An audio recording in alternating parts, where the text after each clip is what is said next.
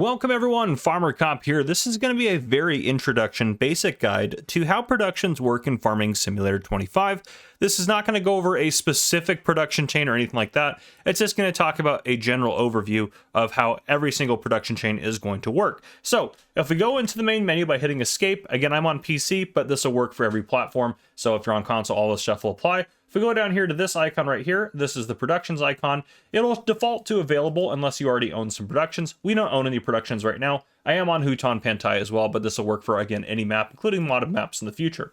So this is now showing us all the different productions that are available to purchase on the map. So what we're going to do is we're going to buy one of them just to start out. So I'm going to start with the grain milk, because I think that's a pretty straightforward one. Now down here, I can either hit tag place, and then if I go out, it's right here, so it'll be pretty easy. It'll tell me on the map where it's at. You can see the 35 meters over there or behind me. You know, however it is, I can look around and I can see it. So you can go to that place if you want to. That can be pretty easy too. Or if you want to, down here, we can just untag it and you can hit visit and it'll take me right to it, which is great. Now, once we get to the production chain that we want to buy, you're going to come up to it and you're going to hit R right here to purchase the building. So this is $288,000. So I'm going to go ahead and hit yes to buy it. Now, the other option is if you own land somewhere and you go into the build mode, you go down to factories, you can buy any of the factories down here. So if I wanted to, well, buy this grain mill, which is going to be similar, it's still the same cost as this one, just not as big. And you could place this on your land anywhere and you could do that if you wanted to. Like I could do that, or I could also sell it by going in there and doing that. So pretty straightforward there. Also, now that I own this, if I wanted to sell it, I could sell it as well to not have to deal with it anymore. But beware, if we do sell it,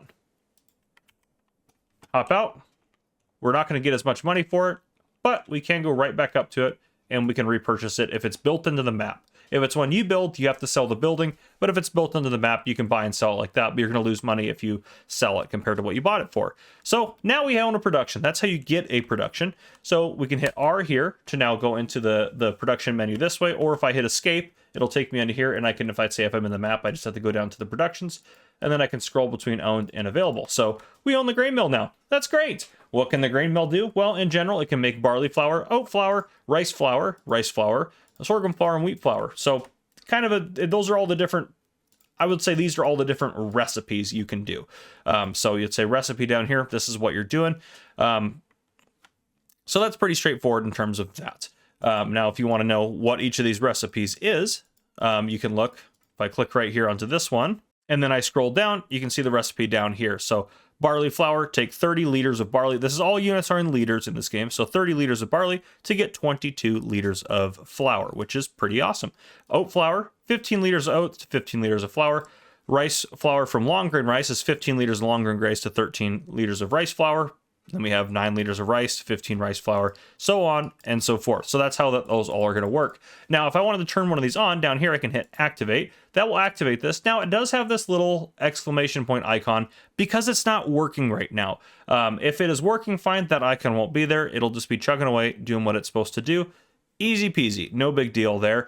Now, a couple other things to note as well. We have what's called change output mode. So currently, this is set to storing, and you can see that right here. If I can change it, I can change it to selling or distributing, and then I go back to storing. Now notice it changed it for all of these on here. The reason is the outgoing product for them is all the same. So you can't have the flour that's from barley that you're making, since they're both making flour, right? It's just different recipes for it. So you can't have, the barley flour go somewhere and then the flour coming from oats go somewhere else. You can't do that. So you have to have those all on the same page, which will automatically change them back and forth. And you can see these ones are dim because they're not on, and this one is active. That's how you know, is because it is lit up. Now I can also deactivate it down here using the same method. Pretty straightforward in terms of that.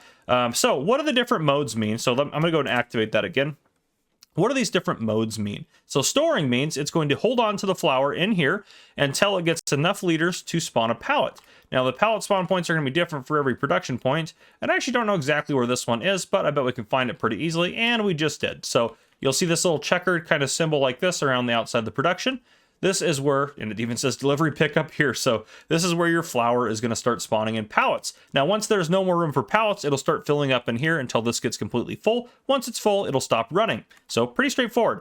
If I change this over to, let me click here again. If I change that over to selling, it's going to automatically sell the flour. Now, I haven't done any experiments to see exactly what percent you're going to lose, but if it's anything like Farming Simulator 22, you're going to lose 1% of the selling price. So that's the only downside to selling it automatically.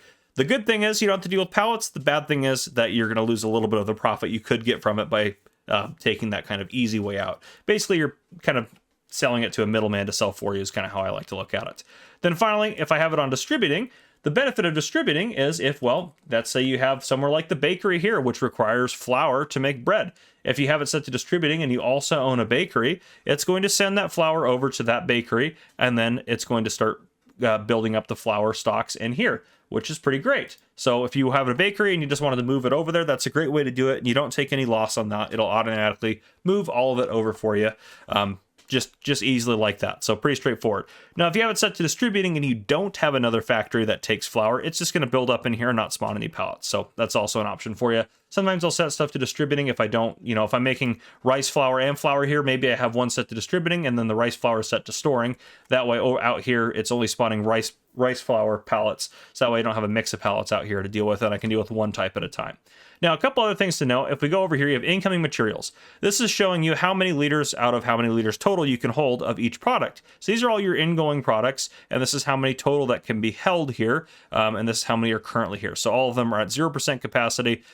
This one, for example, barley can hold 144,000 liters. We have obviously 0 liters in here. Down here at the bottom, we have outgoing products. This is showing you how many you can hold and how much is currently in there of the outgoing products, which is all at 0%. And then if we go down here to this kind of production window here, it says status as materials missing because, well, there's no barley in here.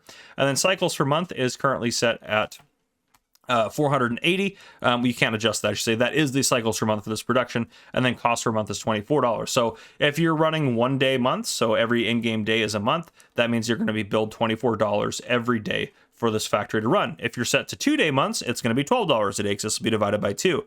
If you're set to 24-day months, it'll be $1 a day. However, you also have to note that the cycles per month also does that same feature. So it's going to do 480 cycles per month, which is basically saying that it's going to do this recipe 480 times a month, which is pretty crazy. So 480 times a month, this thing, if we do the math real quick, if I pull out a calculator, which I don't have directly in front of me, but I'm going to do that real quick for you guys. If we take that 480 and we multiply it by the 22 flour, we get 10,560, which is the max amount of flour it's going to produce every month. But we also can use that to calculate how much barley it's going to use. So if we multiply 480 times 30 barley, so if we do 480 times 30, we get 14,400 liters. So we need to make sure we have 14,400 liters of barley in here every month to make sure it does not stop producing what it's doing. So just be aware of that. That's how that's all going to work for us, which is pretty cool. So yeah, but yes, the cycles does divide out as well. So if I have this set to 1 day months, it's going to do this 480 times a day. If I have it set to 28-day months, it's going to divide that by 28, and it's going to do that however many cycles each day in there, because this is all set by month. So just be aware of that. In terms of that, that's usually the main thing that gets people a little bit confused in terms of how it works. I will be doing specific tutorials on every single prep factory and where you get the materials and how they go output and everything like that. So stay tuned for that. But for now, that's what I have for you. Just a very general overview of productions. I hope you guys enjoyed. If you guys did, please drop a like down below. If you haven't already, hit that subscribe button up on the screen to join the Farmer Cop channel. Turn your notification bell so you don't miss any future videos I may post. This has been Farmer Cop. Thank you guys for coming and for watching. I'll see you guys in the next one.